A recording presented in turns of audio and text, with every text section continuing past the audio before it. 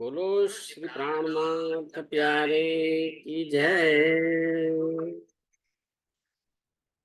वंदो सतगुरु चरण को, करु धनि प्रेम प्रणाम।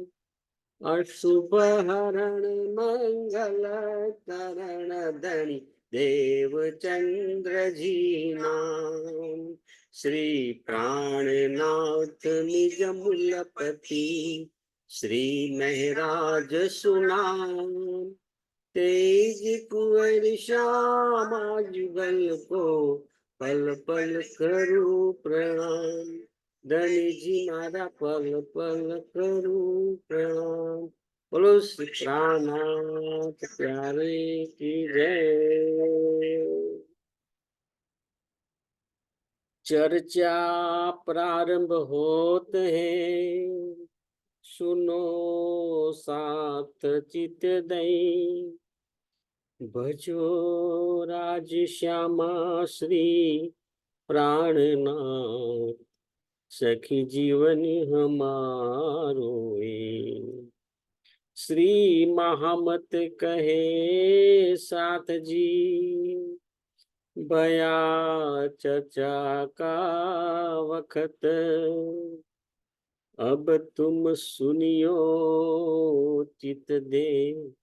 लाला के आए बैठे तखत, लाला के आए बैठे तखत। बोलो श्री प्राणनाथ प्यारे की जय। पूर्ण ब्रह्म सच्चिदानंद स्वरूप धामधनी अक्षरातीत परमात्माની અસીમ કૃપાથી, સદગુરુ મહારાજ ના અપાર આશીર્વાદથી આપણે શ્રી વિતક સાહેબની ચર્ચા કરી રહ્યા છે। એમાં ધનશ્રી દેવચંદ્રજીની વિતક આપણે કરી રહ્યા છે। એમાં આપણે જોયું કે શ્રી દેવચંદ્રજીને સચ્ચિદાનંદ સ્વરૂપ અક્ષરાતીત પરમાત્માની આવેશ શક્તિ આ જગતની અંદર આવે છે, અને એ આવેશ શક્તિ એમને દર્શન આપે છે સુંદર સાચી। હવે પરમધામની અંદર મૂળ સ્વરૂપ છે રાજ્યનું પોતાનું સ્વરૂપ, અને એમની આવેશ શક્તિ આ જગતની અંદર આવી તો એ જે મૂળ સ્વરૂપ અને આવેશ શક્તિ, એ બંનેમાં શું તફાવત છે? સુંદર સાજી, મૂળ સ્વરૂપ જે છે એમણે આ જગતમાં બ્રહ્માંગનાઓ દુઃખ રૂપી માયાનો ખેલ જોવા માટે આવી છે। એમને જાગૃત કરવા માટે એક સ્વરૂપ એમને ક્રિએટ કર્યું, બનાવ્યું છે। એ જે સ્વરૂપ બનાવ્યું એને આવેશ સ્વરૂપ કહેવામાં આવે છે। આ જે આવેશ સ્વરૂપ છે એ સર્વ ગુણ સંપન્ન છે। જે રીતે મૂળ સ્વરૂપની અંદર જેટલી શક્તિ છે એ બધી શક્તિ આવેશ શક્તિની અંદર છે। ફક્ત તફાવત એટલો છે કે જે મૂળ સ્વરૂપ છે એ પરમધામની અંદર જે એમનું નૂરી સ્વરૂપ છે, શ્યામાજીનું નૂરી સ્વરૂપ છે, આખું પરમધામ નૂરમય છે। તો આ જે આવેશ સ્વરૂપ છે એમાં નૂરી તત્વ નથી, બાકીનું બધું જ છે। એનું કારણ શું? એનું કારણ એ કે જે પરમધામનું જે નૂર તત્વ છે એનો કરોડમો ભાગ પણ આ જગતની અંદર આવે તો આ નશ્વર જગત છે, આ નશ્વર જગત એને સહન કરી શકે નહીં। એ જે ક્ષર બ્રહ્માંડ છે એનો લય થઈ જાય, એ નૂર તત્વ છે। તો એ નૂર તત્વ જ નથી, બાકીનો સંપૂર્ણ એ જે સ્વરૂપ છે એ આવેશ સ્વરૂપ જેને કહેવામાં આવે, એ આવેશ સ્વરૂપ આ જગતની અંદર આવે છે અને શ્રી દેવચંદ્રજી કથાની અંદર બેઠા છે અને એ સ્વરૂપના દર્શન ફક્ત ને ફક્ત શ્રી દેવચંદ્રજીને થાય છે. અન્ય જેટલા પણ ભક્તજનો બેઠા હતા એમને કોઈને દર્શન થતા નથી. અને એ જે સ્વરૂપ આવી એને દર્શન આપ્યા, એટલું સુંદર સ્વરૂપ હતું, એટલું સુંદર સ્વરૂપ હતું. તો શ્રી દેવચંદ્રજી એ સ્વરૂપને બસ નખથી શીશ જોયા જ કરે છે, ખૂબ જ ભાવથી જોઈ રહ્યા છે. ત્યારે સ્વરૂપ પૂછે છે કે તમે મને ઓળખો છો? દેવચંદ્રજીએ શું કહ્યું? મારું અંતઃકરણ કે છે કે તમે મારા ખાવંદ છો, તમે મારા ધણી છો, એનાથી મને બીજી કઈ જ ખબર નથી. એટલે બાકીની બધી માહિતી પછી એ જે સ્વરૂપ છે, રાજ્યનું સ્વરૂપ આવે, સ્વરૂપ એ આપે છે. અને ત્યાર પછી એ શક્તિ શ્રી દેવચંદ્રજીના અંદર જે દેવાપી જીવ અને દેવાપી જીવની ઉપર શ્યામા મહારાણીજીની આત્મા હતી, એ આત્માના ધામધીમની અંદર એ આવે સ્વરૂપ આવીને બિરાજમાન થઈ જાય છે. સુંદરસાદજી અહીં એમ પણ કહી શકાય કે શ્યામા મહારાણી આયા ને એમની આત્મા, તો આત્માના ધામદિલની અંદર પહેલેથી જ રાજ્યની આવેશ શક્તિ પણ હતી અને અક્ષર બ્રહ્મની આત્મા પણ હતી, પણ એ લીલામન હતા. જ્યારે 40 વર્ષની ઉંમર થઈ અને પરિપક્વતા આવી શ્રી દેવચંદ્રજીમાં, ત્યારે એમના હૃદયમાંથી જ આ સ્વરૂપ પ્રગટ થયું એમ કહી શકાય. અને દર્શન આપી અને પાછું એ સ્વરૂપ શ્રી દેવચંદ્રજીની અંદર એ પ્રવેશ કરી દીધો. પણ હવે જ્યારે પ્રવેશ દર્શન આપીને પ્રવેશ કરે છે ને, ત્યાર પછીની તો દેવચંદ્રજીને આખી દુનિયા જ બદલાઈ જાય છે. શું થાય છે જોઈએ આપણે. જો ત્યાર પછી આ દેવચંદ્રજી છે એમને આ સ્વરૂપે દર્શન આપ્યા હતા અને પરમધામની અંદર યુગલ સ્વરૂપને બ્રહ્માંગનાઓની લીલાઓ બધી બધી દ્રષ્ટિગોચર થવા લાગી છે. પરમધામનું જે મૂળ સ્વરૂપ અને યુગલ સ્વરૂપ બ્રહ્માંગનાઓ અને આ જે મૂળ મિલાવો છે એ બધું એમને દ્રષ્ટિગોચર થાય છે. તો સુંદરસાદજી અહીં આગળ મહારાજજી કહે છે કે આ જે સમયની સ્થિતિ પ્રમાણે સ્વામીજી પ્રાણનાથે જાગણી કરી છે. આપણે જોઈએ છીએ વિતકની અંદર અને તારતમ વાણીની અંદર પણ જોઈએ તો એમાં બધી જ ભાષાની અંદર ચોપાઈઓ આવે છે. તો જે પ્રમાણે સમાજ હતો, લોકો હતો, ભાષા હતી, એને ધ્યાનમાં રાખી અને એમને સ્વામીજી સમજાવે છે. તો જગતના દરેક ગ્રંથની અંદર પરમધામની વાત આવેલી છે. એમ કહી શકાય સચ્ચિદાનંદ સ્વરૂપની ઓળખ આપેલી છે. એ તારતમ વાણીથી ખુલી શકાય છે. અને એમાં ખાસ કરી આપણે જે કતેબ ગ્રંથ છે પુરાણ પક્ષ, એની અંદર પણ કહીએ છીએ કે પરમધામની વાતો છે અને તારતમ વાણીથી જ ખુલે છે. તો અહીંયા કંઈક બાબતની સ્પષ્ટતા કરી છે કે આપણો મોટા ભાગનો સુંદર સાથ હિન્દુ સમાજ સાથે સંકળાયેલો છે. સ્વામી શ્રી પ્રાણનાથજીએ જાગણી કરી એમાં પણ વધુ ને વધુ જે હિન્દુ સમાજ છે એમાં જાગૃતિ થઈ છે. તે વખતે ઔરંગઝેબને જગાવવા માટે વિતકની અંદર આવશે કેટલો બધો પ્રયત્ન કર્યો છે, તેમ છતાં પણ મૂળ સ્વરૂપને હુકમ નહીં હોય તે ઔરંગઝેબની જે શક્તિ છે એ જાગૃત થતી નથી. અને એ જે અંધકાર તે વખતે હતો એ જ અંધકાર અત્યારે પણ એ વ્યાપેલો જોવા મળે છે.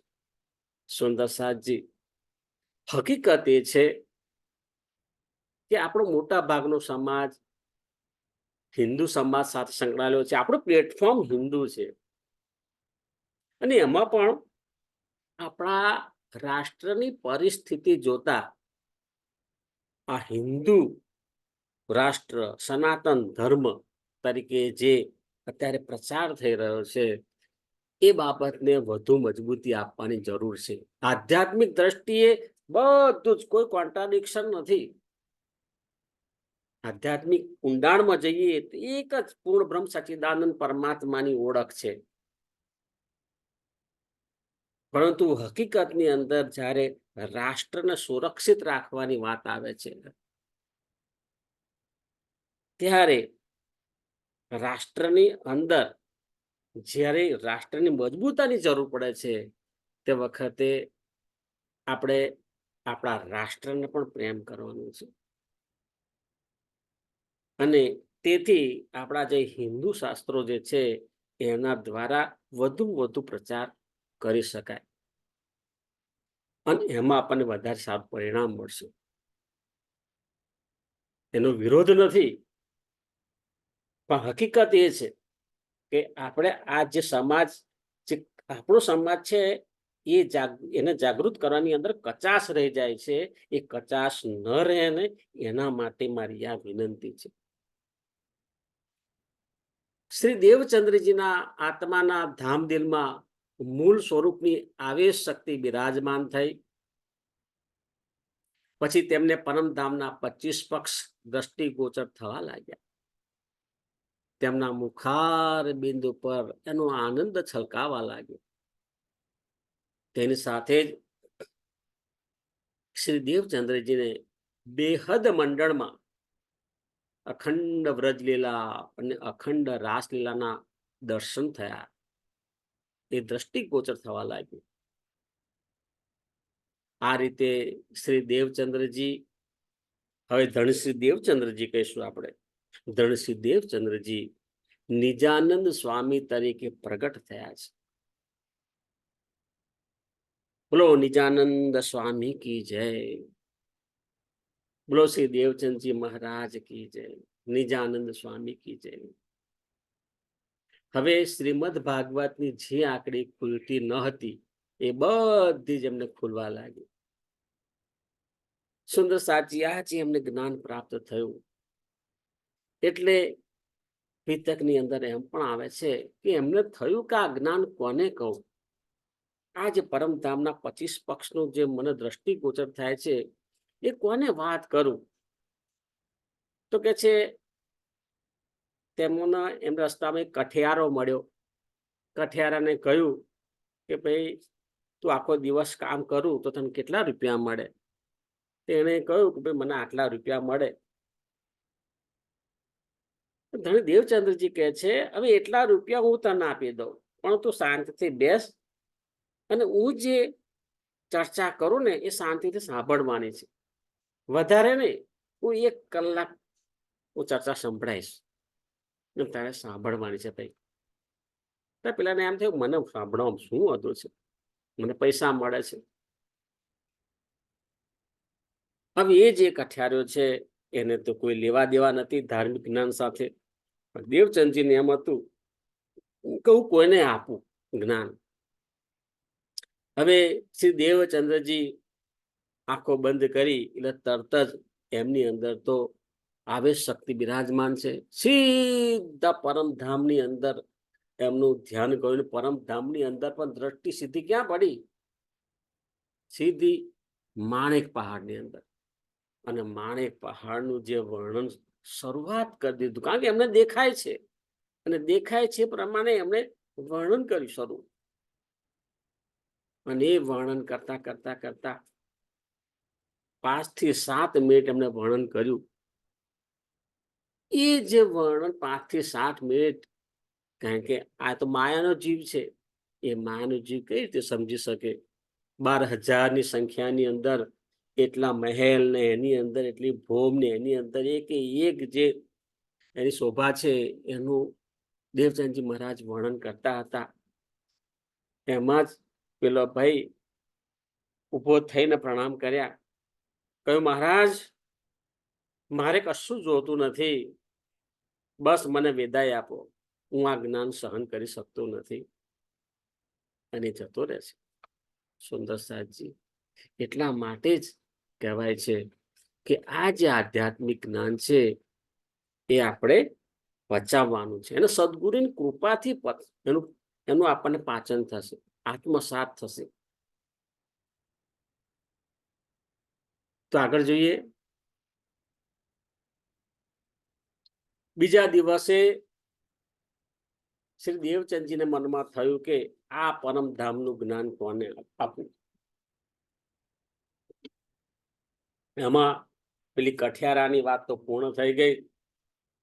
એમને ગાગજીભાઈ યાદ આવ્યા કે હા, ગાગજીભાઈ ને હું નિત્ય સાથે બેસતા હતા અને ભાગવત કથા સાંભળતા હતા.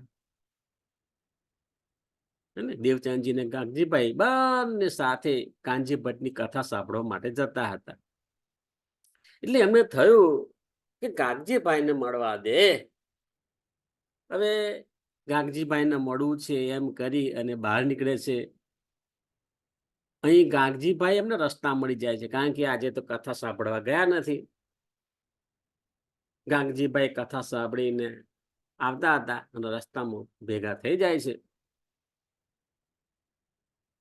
હવે બંને જણ એકબીજાને મળે છે, પૂછે તો ખરા ને કે ભાઈ તમે કથામાં આજે આવ્યા નહીં, હું તમારી રાહ જોતો હતો, મેં તમને ઘણા શોધ્યા. બરાબર. દેવચંદજી પણ મંદ મંદ હસે છે અને એમની બંને વચ્ચે વાતચીત શરૂ થાય છે. દેવચંદજી સવાલ પણ કરે છે અને એનો જવાબ પણ આપે છે. કલાકોના કલાકો ચર્ચા ચાલે છે, કારણ કે હવે દેવચંદ્રજી પોતાને જે કે અનુભવ થયો છે ને એ બધું બોલે છે. હવે એમાં દેવચંદ્રજી એ કહેવાની અંદર મગ્ન થયા છે અને ગાગજીભાઈ સાંભળવાની અંદર મગ્ન થયા છે. તો અહીંયા આગળ જુઓ, આ બંને વાતચીત કરી રહ્યા છે અને આ પનિહારીઓ જે છે એમનું ઘર ઘણું દૂર છે અને જ્યાંથી પાણી ભરી લાવે છે એનું અંતર ઘણું બધું છે કે એક વખત પાણી લઈ જઈને આવે ને તેમને 1 કલાક થાય. એટલા દૂરથી એ રહે છે ને દૂરથી પાણી લઈને જાય છે. એમ જોવે છે કે આ બંને ઉભા ઉભા વાત કરે છે. તો પછી એકવાર પાણી લઈને આયા તો બંનેને ઉભા રહેલા જોયા. આ બંને પનિહારીઓ સાથે જ જાય છે. બીજી વાર પણ જઈને આયા. બીજી વાર એમ થયું કે અમને કહીએ કે બહુ કલાકો થઈ ગયા, તમે ઉભા ઉભા વાતો કરો છો. તો બીજી વખત પણ એમને એમ થાય નથી કહેવું. પણ જ્યારે ત્રીજી વખત એમણે જોયું કે આ તો ક્યાંના ઉભા ઉભા વાતો કરે છે, એટલે એમનાથી રહેવાયું, કારણ કે મહિલા છે ને, મહિલાઓનો સ્વભાવ ખૂબ જ લાગણીશીલ હોય છે. એ જેમ કે છે આ બંને વાતચીત કરે છે અને એટલા બધા મગ્ન છે તો 2-3 વાર તો બૂમ પાડે છે, એ ભાઈ તમે ક્યાંના ઉભા ઉભા વાતો કરો છો, હું તો આ ત્રીજી વખત પાણી ભરવા માટે આવી, આખો પહોર પૂરો થઈ ગયો, તમારા બંનેના પગ દુખતા નથી? એમ કરો, શાંતિથી નીચે બેસીને વાતચીત કરો. આવું આવીને કહે છે ને ત્યારે એમને થયું કે આપણને કોઈ બોલાઈ રહ્યું છે ને આપણી સાથે કોઈક વાતચીત કરે છે. અને ત્યારે પનિહારીઓની જે વાતચીત ઉપરથી એમને ખ્યાલ આવ્યો કે આપણે તો ક્યારના ઉભા છીએ અહીંયા આગળ, આખો પહોર નીકળી ગયો અને તેમ છતાં પણ આપણે વાતોની અંદર મગ્ન છીએ અને એમને ખબર ના પડી કે ક્યાં સમય જતો રહ્યો. અને ત્યારે બંનેને સમયનું ભાન થાય છે અને આ જે ચર્ચા સાંભળી અને ગાગજીભાઈ ને શ્રી દેવચંદ્રજીના સ્વરૂપની ઓળખ થાય છે. એમના સ્વરૂપની ઓળખ થાય છે એટલે એમના ચરણોમાં પ્રણામ કરે છે. કે ધામના ધણી આપણા હૃદયની અંદર બિરાજમાન છે. સુંદર સાજી આપણો જીવ પણ અનંતાનંત જન્મથી આ સંસારમાં ભટકી રહ્યો છે. આપણને ખબર નથી, પરંતુ આપણો જીવ અનેક વખત જન્મ લઈ ચૂક્યો છે. સદગુરુની કૃપાથી આપણને આ વખતે મનુષ્ય જન્મ મળ્યો છે, ભારત ભૂમિમાં જન્મ મળ્યો છે. એમાં પણ આપણે જે સુંદર સાતનો સમુદાય છે એમાં સંપર્કનો લાભ મળ્યો છે, એમાં સદગુરુની આ વાણી મળી છે. અને એ જે જ્ઞાનને આપણે સદગુરુની કૃપાથી સમજી રહ્યા છીએ. આપણું કેટલું ભાગ્યશાળી આપણે કહેવાઈએ. શરૂઆતમાં તારતમ જ્ઞાન પચાવવાનું અઘરું લાગે સુંદર સાજી, પરંતુ ધણીજીની કૃપાથી, સદગુરુ મહારાજની કૃપાથી ધીમે ધીમે સાંભળતા જવાનું છે. જેમ જેમ સમજ પડશે ને તેમ તેમ એમાં રસ પણ પડશે અને એનો રંગ પણ લાગશે. અને જ્યારે એનો રંગ આપણી પર ચડશે ને તે વખતે એ જે આનંદનો અનુભવ થશે, એ જે મહેક આપણને જોવા મળશે, એ જે સુવાસ, પરમધામની સુવાસનો અનુભવ થશે. સુંદર સાચી, રસ એટલે આનંદ અને રંગ એટલે પરમધામનો પ્રેમ. આ બંને આપણને પ્રાપ્ત થશે, બંનેની જરૂર છે. અને પરમધામની બ્રહ્માંગનાનો દાવો આપણે કરીએ છીએ. પરમધામની બ્રહ્માંગના આપણી અંદર પરમધામની આત્મા છે. તો એની ઉપર ફક્ત જે તે દેવતા ઉપર રાખ છે ને, એ રાખને આપણે ખસેડી એટલે અંદરનો પ્રકાશ બહાર નીકળે. એમ આ જે જ્ઞાનના સંપર્કમાં આવતા જ એની એવી જે હવા લાગે ને, એ હવાને લીધે વાસ્તવિક આનંદનો અનુભવ થાય છે. સુંદર સાચી, અને એની સાથે પરમધામનો સાચો પ્રેમ એ આપણી અંદર ઉત્પન્ન થાય છે. અને એ જે પરમધામનો પ્રેમ ઉત્પન્ન થાય ને પછી કશું કરવાનું રહેતું નથી. ઈથી બેઠે કરચા કેતા એવો અનુભવ થશે. તો અહીંયા આગળ શ્રી ગાંગજીભાઈને શ્રી દેવચંદ્રજી ના સ્વરૂપની ઓળખાણ થાય છે. અને ત્યાં જ વિનંતી કરે છે કે ધામધણી, કે હવે તમે મારા ઘરે પધારો અને મારા ઘરે આવી અને ત્યાં તમે કુટુંબ સાથે આવો. મારું જે ઘર છે મોટી હવેલી છે, ખૂબ જ વિશાળ છે. સુંદર સાથને બેસવા માટેની પણ બહુ જ વિશાળ વ્યવસ્થા છે. પણ શરૂઆતની અંદર શ્રી દેવચંદ્રજી છે એ પોતાના ઘરે જ ચર્ચા કરતા હોય છે. અને ત્યાર પછી એમનું આમંત્રણ જે આપ્યું છે એને માન આપી અને જાય છે. અહીંયા આગળ જુઓ, આગળની વિતકમાં ધણસિંહ દેવચંદજી પોતાને ઘેર આવે છે. બીજા દિવસે મૂળ સ્વરૂપની પ્રેરણાથી બહાર નીકળે છે. આ વાત જે આપણે કરીએ, ગાગજીભાઈની મુલાકાત થઈ, કલાકોની કલાકો વાતચીત થઈ. ગાગજીભાઈને ખૂબ જ નવાઈ લાગી. વસ્તુ આ સમજવાની છે અહીંયા આગળ કે જે બંનેની વાતચીત થઈ ને, એ વાતચીતની અંદર જે દેવચંદજી મહારાજ સમજાવતા આવતા વ્રજ લીલા, રાસ લીલા, પરમધામની વાત, તો એમણે સવાલ કર્યો કે ભાઈ, મેં પણ ભાગવત કથા સાંભળી, તમે પણ ભાગવત કથા સાંભળી છે. આપણને કાનજી ભટ્ટે આવું કશું સમજાવ્યું નથી, એમની કથામાં કશું આવ્યું જ નથી. તો તમે આ બધું ક્યાંથી જાણી લાવ્યા? મહેરે બનાવે વજૂદ, બધું જ ધણીની કૃપાથી, ધણીની મહેરથી થાય છે. દેવચંદજી મહારાજ કહે છે બધું ધણીની મહેરથી થયું છે. કરણી માફક કૃપા ને કૃપા માફક કરણી. ધનજીની મહેર બધાની ઉપર સમાન છે, પરંતુ કરણી માફક કૃપા થાય છે. દેવચંદજી મહારાજ સમગ્ર બધી વાત કહે છે કે મને કઈ રીતે દર્શન થયા, અને સ્વરૂપ સાથે મેં વાતચીત કરી, અને એ સ્વરૂપ પછી મારા દિલની અંદર બિરાજમાન થયું છે. અને એ સ્વરૂપની શક્તિથી જ હું આ ચર્ચા કરી રહ્યો છું. આ જે વાત સાંભળી ને એટલે ગાગજીભાઈને પૂરેપૂરી શ્રદ્ધા બેસી ગઈ કે આ તો ધામના ધણી છે, મનુષ્ય તન ધારણ છે કર્યું છે, પણ મનુષ્ય તનની અંદર જે દેવચંદજીનું તન છે એની અંદર પરમધામના સાક્ષાત ધામ ધણી બિરાજમાન છે. પરમહંસ એટલે શું? મૂળ સ્વરૂપના હૃદયમાં જે છે તે પરાત્મના હૃદયમાંથી આવે છે. જુઓ, પરમધામમાં મૂળ સ્વરૂપ છે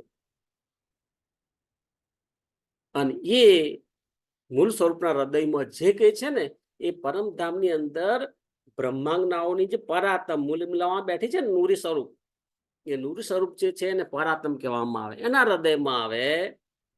અને પરાત્મના હૃદયમાં જે આવે છે એ અહીં આગળ આપણા જે તનની અંદર જે આત્મા છે એ આત્માના હૃદયની અંદર આવે છે.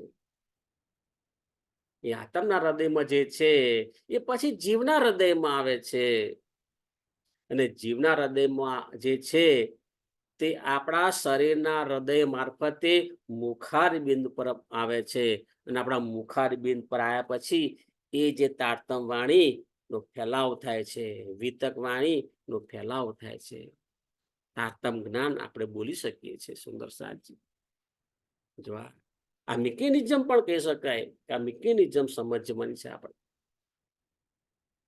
હવે ગાંગજીભાઈ અને ધણી દેવચંદજી એકબીજાને ખૂબ જ આદર આપે છે, કારણ કે એકબીજાને ઓળખે છે કે ભાઈ આ જ્ઞાનની જે શરૂઆત પહેલા સુંદરસાદ ગાંગજીભાઈ કહેવાય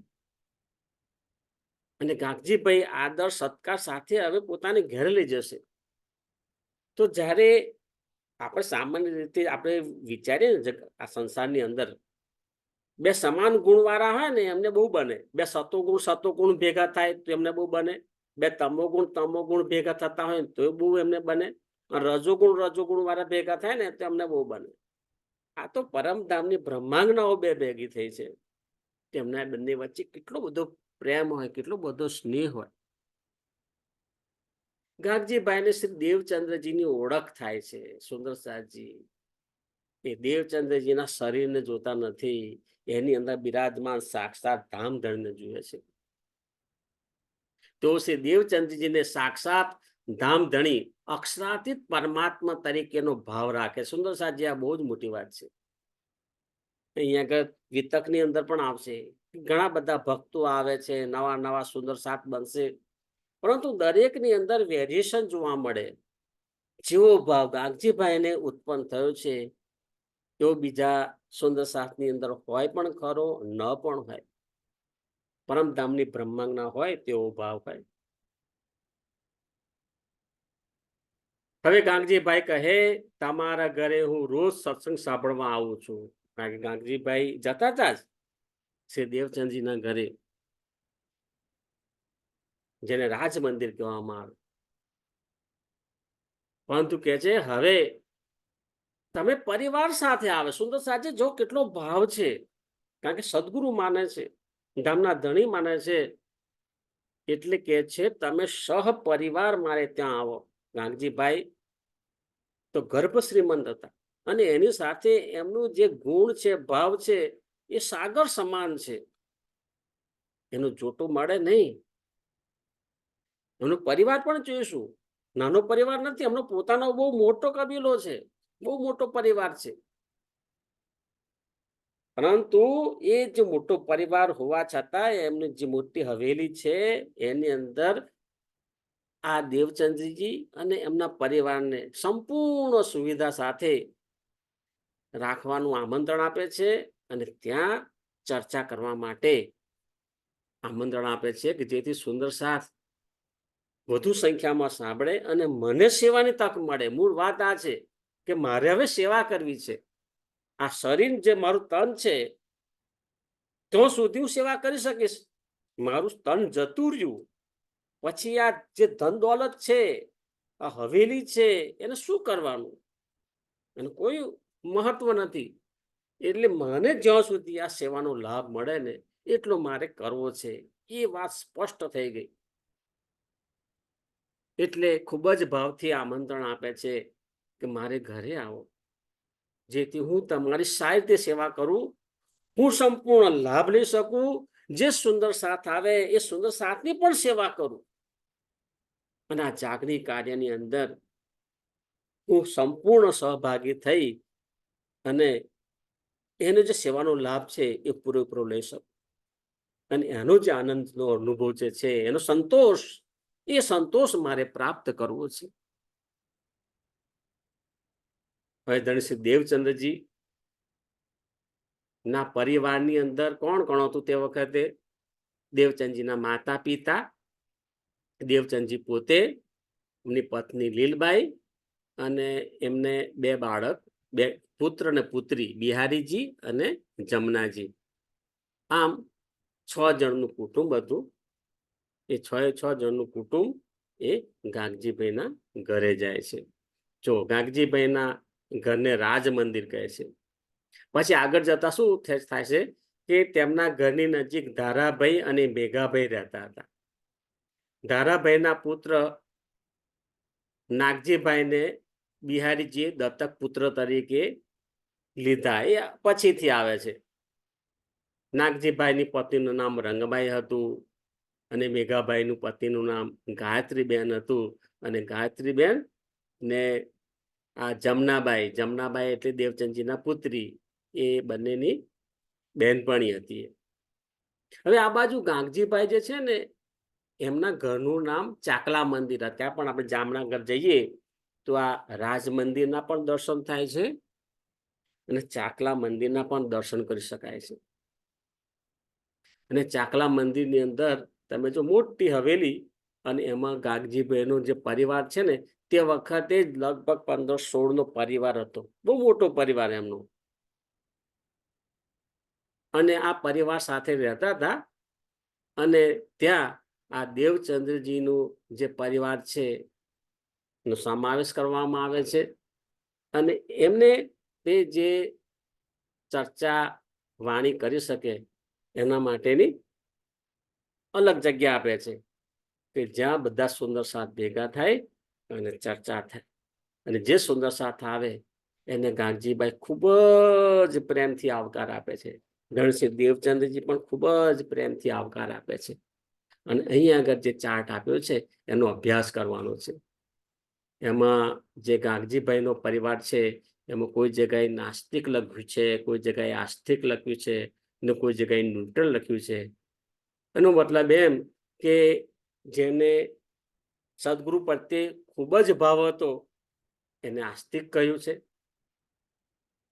જેને ફક્ત દેખાદેખી રીતે જેમ ધર્મ પાડ્યો છે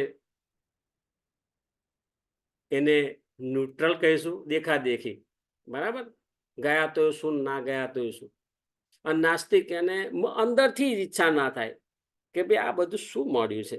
એમને સહેજ પણ ધાર્મિક ભાવના ન હોય, સદગુરુ પ્રત્યે સહેજ પણ ભાવના ન હોય, એ નાસ્તિક તરીકે. તો ભાવના છે તો આસ્તિક, ભાવના નથી તો નાસ્તિક. અને એવો પણ વર્ગ હોય કે એને કોઈ હર્ષ શોક હોતો નથી, તો એને ન્યુટ્રલ તરીકે અહીંયા આગળ ગણતરી કરી છે. જે આપણે આગળ વિતક જોઈશું ને એમાં આપણને વધુ સ્પષ્ટ થશે, અને એનો વધુ આનંદ આપણને મળશે. બોલો શ્રી પ્રાણનાથ પ્યારે કી જય, સદગુરુ મહારાજ કી જય, કૃષ્ણ કનૈયા લાલ કી જય. પ્રણામ સુંદર સાજી. સુંદર સાજીના ચરણોમાં મારા કોટાન કોટી પ્રણામ.